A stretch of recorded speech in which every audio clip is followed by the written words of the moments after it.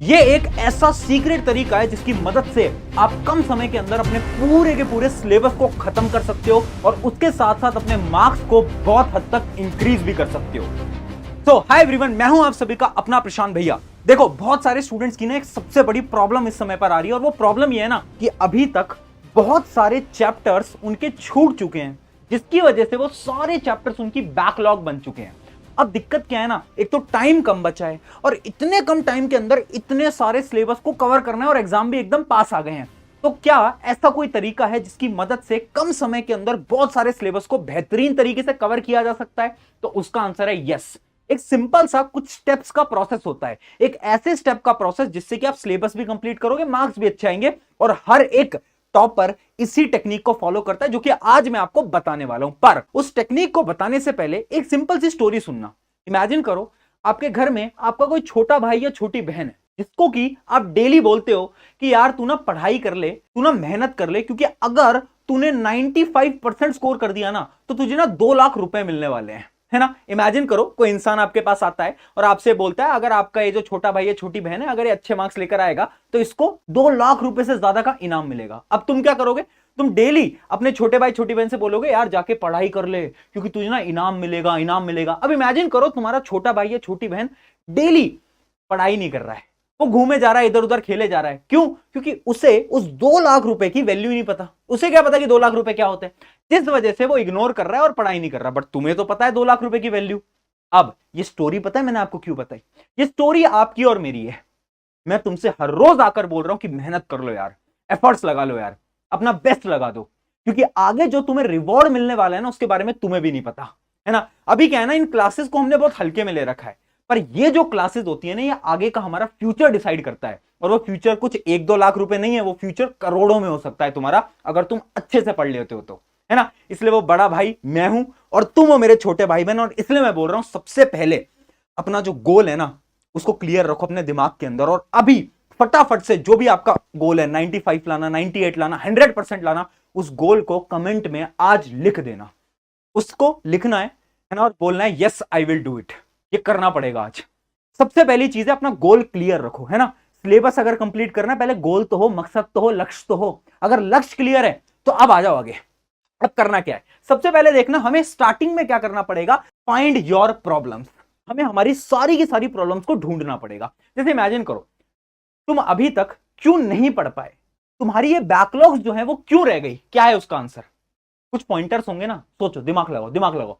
अभी तक तुम्हारी बैकलॉग शायद इसलिए बन गई, सिलेबस तुम इसलिए कंप्लीट नहीं कर पाए क्योंकि तुम ज्यादा डिस्ट्रैक्टेड थे। किस वजह से डिस्ट्रैक्टेड थे?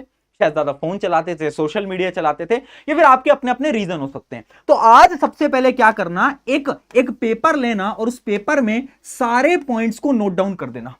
कौन से पॉइंट्स? वो सारे पॉइंट जिनकी वजह से अभी तक तुम इस सिलेबस को कंप्लीट नहीं कर पाए। ये पता है मैं क्यों कर रहा हूं? क्योंकि यार देखो, आज मैं स्ट्रैटेजी बता दूंगा, सब कुछ बता दूंगा, पर अगर तुम इन पॉइंट्स को अपनी जिंदगी से बाहर नहीं निकाल पाए ना तो कोई फायदा नहीं है इस वीडियो का। क्योंकि अब तुम ट्राई तो करोगे, 1-2 दिन तो तुम बहुत अच्छी पढ़ाई करोगे, बट वापस से प्रॉब्लम तुम्हारे पास आ जाएंगी। इस वजह से तुम्हें क्या करना है, तुम्हें सबसे पहले उन सारी प्रॉब्लम्स को लिखना है और उन प्रॉब्लम्स को ना चिपका लेना है अपनी स्टडी टेबल के सामने।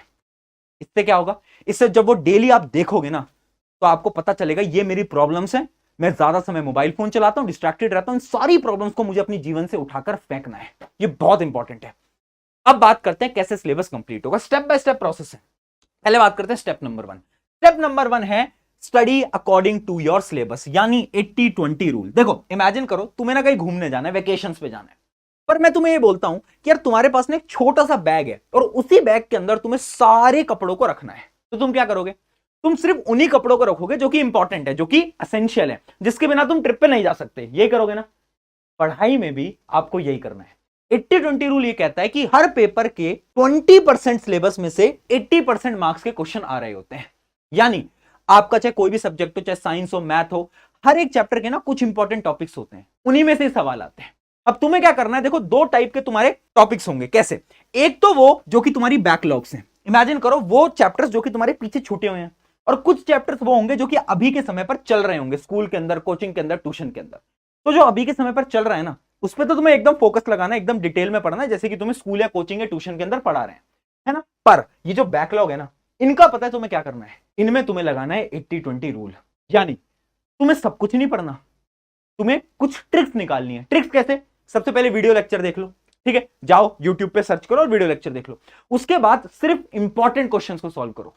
जरूरत नहीं है सारे क्वेश्चंस को सॉल्व करो, जरूरत नहीं कि एनसीईआरटी पूरी की पूरी रीड करो, कोई जरूरत नहीं है, ठीक है। बैकलॉग्स में आपको स्मार्ट स्टडी करनी पड़ेगी। अगर ये इतना कर लेते हो ना, ये जो बैकलॉग की प्रॉब्लम है ना, ये आपकी खत्म हो जाएगी। मैं सच बता रहा हूं, खत्म हो जाएगी। और जो सिलेबस में चल रहा है उसको तो जैसे स्कूल में पढ़ा रहे हैं, कोचिंग में पढ़ा रहे हैं, ट्यूशन में, उनको ऐसे ही पढ़ते रहो, डिटेल में पढ़ते रहो, बट बैकलॉग ऐसे तुम्हारी खत्म हो जाएगी। ये था स्टेप नंबर 1। अब आगे आते हैं स्टेप नंबर 2 की तरफ, जो कि है सेट डेली टारगेट्स। देखो यार, एक सिंपल सी मैं बात बोल रहा हूं, मैं ना बहुत सारे स्टूडेंट से बात करता हूं और उसमें से 80% ज्यादा से स्टूडेंट्स को ना ये ही नहीं पता कि वो डेली कितने घंटे पढ़ाई करते हैं। कितने घंटे पढ़ाई से मेरा पता है क्या मतलब है? Self study. मुझे पता है तुम स्कूल जाते हो 6-7-8 घंटे, उसके बाद शायद तुम ट्यूशन या ऑनलाइन क्लासेस में जाते होगे 3-4 घंटे, मुझे पता है। बट तुम सेल्फ स्टडी कर रहे हो या नहीं कर रहे? तुम्हारे जो मार्क्स है ना, वो डिपेंड करते हैं तुम कितना सेल्फ स्टडी करते हो। तो जो सेल्फ स्टडी है बहुत इंपॉर्टेंट है। तुम एक बार सोचो तो दिन में कितने घंटे सेल्फ स्टडी करो? 1 घंटे, 2 घंटे, 3 घंटे? सोचो। अब डेली क्या करना है? तुम्हें डेली टारगेट्स बनाने हैं। जब भी आप रात को सोने जा रहे हो ना, उस टाइम पर अगले दिन के सारे टारगेट्स लिखित होने चाहिए, यानी उनको लिख कर रख लो। क्योंकि हो क्या रहा है ना, हमें यही नहीं पता कि अगले दिन हमें करना क्या है ना। जो मर्जी आता है वो उठा लेते हैं, कभी होमवर्क कर लेते हैं, कभी ये कर लेते हैं, कभी वो कर लेते हैं। अरे भाई, सेल्फ स्टडी के टाइम पर तुम्हें पढ़ाई करनी है और तुम्हें पता होना चाहिए अगले दिन तुम्हें क्या पढ़ना है। मैं ये नहीं बोल रहा टाइम टेबल बनाओ, टाइम टेबल बनाना तो एकदम मूर्खता है, टाइम टेबल नहीं बनाना होता। तुम्हें बस डेली टारगेट्स पता होने चाहिए कि अगले दिन तुम्हें करना क्या है। ये था स्टेप नंबर 2। आगे बढ़ते हैं स्टेप नंबर 3 की तरफ, जो कि है कल कब पढ़ेंगे। Very important. देखो, हम क्या बोलते हैं खुद से, यार आज नहीं हो पाया, कल करेंगे, नहीं नहीं परसों करेंगे, नहीं नहीं परसों करेंगे। कल कब? कब करोगे? एग्जाम पास आ गया है, तुम्हें भी पता है, मुझे भी पता है ना। और अब वो कल वाला ना समय खत्म होता जा रहा है। कब करोगे यार? पता है ये कल वाली प्रॉब्लम क्या है? हम ना चीजों को ना टालते जाते हैं, और ये ह्यूमन नेचर है। अब इसका सोल्यूशन बताओ भैया। सिंपल सोल्यूशन है, डेडलाइन स्ट्रैटेजी। एक एग्जांपल से समझाता हूं। आपने कभी नोट करा है कि जैसे ही आपको समर वेकेशंस के अंदर ना कुछ प्रोजेक्ट्स मिलते हैं, होमवर्क मिलते हैं, और पूरी समर वेकेशन आप कुछ नहीं करते, ये आपको भी पता है, पर लास्ट में जाकर, एंड में जाकर, जब कुछ 5-7 दिन बचे होते हैं, उस समय पर तुम सारे होमवर्क को पूरे पूरे दिन लगकर खत्म कर लेते हो। क्यों? क्योंकि तुम्हें पता है कि तुम्हारे पास डेडलाइन है, तुम्हें पता है कुछ दिनों में तुम्हें उस होमवर्क को सबमिट करना है अपने टीचर को। तो जब हमारे पास डेडलाइन होती है ना, तो हम काम को बहुत तेजी से करते हैं। अब ये डेडलाइन तुम्हें डेली बनानी पड़ेगी। डेली अपनी डेडलाइन बनाओ। जैसे मैंने अभी तुम्हें बताया ना, डेली टारगेट्स बनाने। उन टारगेट से क्या होगा, तुम्हारे पास एक डेडलाइन होगी। डेली डेडलाइन बनाओ कि ठीक है, आज ना मुझे ये वाला जो चैप्टर है ये करना ही करना है, फिर चाहे कुछ हो जाए। इस चैप्टर के बिना तो मैं उठने नहीं वाला आज। डेडलाइन बनाओ, खुद के लिए बनाओ, है ना। और अगर खुद फॉलो नहीं कर पाते, अपने पेरेंट्स को बता दो कि मम्मी पापा आज ना मैंने सोचा कि मैं चैप्टर नंबर 1 पूरा पढ़ूंगा, जब तक मैं ना पढ़ूं मुझे उठने मत देना कमरे से। ऐसे करो। जब ये डेडलाइन बनेगी, ऑटोमेटिकली तुम देखोगे कैसे तुम सारे टारगेट्स को कंप्लीट करते हो, बहुत आसानी से आगे बढ़ते जाओगे। ये बहुत इंपॉर्टेंट स्ट्रैटेजी है। अब बढ़ते हैं पॉइंट नंबर 4 की तरफ, स्टेप नंबर 4 की तरफ, जो कि है डेली प्रोग्रेस। देखो, अपनी डेली प्रोग्रेस को ट्रैक जो नहीं करेगा ना, वो कभी भी आगे नहीं बढ़ पाएगा। भैया डेली टारगेट्स तो बना लिए, भैया सारी चीजें लिख तो ली, पर अगर अगले दिन उसको चेक ही नहीं करा कि कितने टारगेट कंप्लीट कर पाए, कितने नहीं कर पाए, तो ये सारे टारगेट वेस्ट है। क्या है? वेस्ट है। तो इसलिए ना डेली प्रोग्रेस को चेक करो। अच्छा, आज मैंने अपने 5 टारगेट लिखे थे, क्या मैं 5 कर पाया, कर पाई? अब देखो, 5 में से ना जरूरी नहीं है 5 कर पाओगे, कभी 4 करोगे, कभी 3 करोगे, कभी 2 करोगे, पर हार नहीं माननी ना यार। यही तो स्ट्रगल है। कभी 3 टारगेट होंगे, कोई बात नहीं, जो बचे हुए 2 टारगेट है वो आप कल पे डालेंगे, ठीक है ना। तो ऐसे हमें क्या है, अपने टारगेट्स को कंप्लीट करते हुए चलना है, बट डेली चेक करना है खुद को। अगर ये कर लिया ना, कुछ समय तक मैं सच बता रहा हूं, इस सिलेबस की प्रॉब्लम खत्म हो जाएगी एकदम। और अब बढ़ते हैं फाइनल स्टेप की तरफ, स्टेप नंबर 5, जो कि है स्टॉप ओवर थिंकिंग। एक स्टोरी बताता हूं। इमेजिन करो, एक लड़का है जिसको ना बाहर घूमने जाना है, और उसके ना पापा उससे क्या बोल रहे हैं, वो लड़का जा रहा था और उसके पापा उससे पूछते हैं कहां जा रहा है, तो उसने बताया कि मैं बाहर जा रहा हूं। तो उसके पापा उसको जवाब देते हैं बाहर मत जा। तो पूछता है पापा पर क्यों? अगर तू बाहर बाइक से गया तो क्या पता तेरा एक्सीडेंट हो जाए। वो कहता है पर पापा मैं तो पैदल जाना चाह रहा था। अच्छा, तू अगर पैदल गया तो क्या पता पैदल ही जा रहा है तू और तुझे कोई ट्रक आके एक्सीडेंट कर दे। तो अपने पापा को बोलने लगता है पापा ये क्या आप ओवर थिंकिंग, ये क्या सोच रहे हो आप? तुम्हें भी लग रहा है ना ये कितने अजीब से पेरेंट्स हैं यार, इतना कौन ओवर थिंक करता है? पर ये तुम खुद के साथ कर रहे हो हर रोज। क्या करते हो?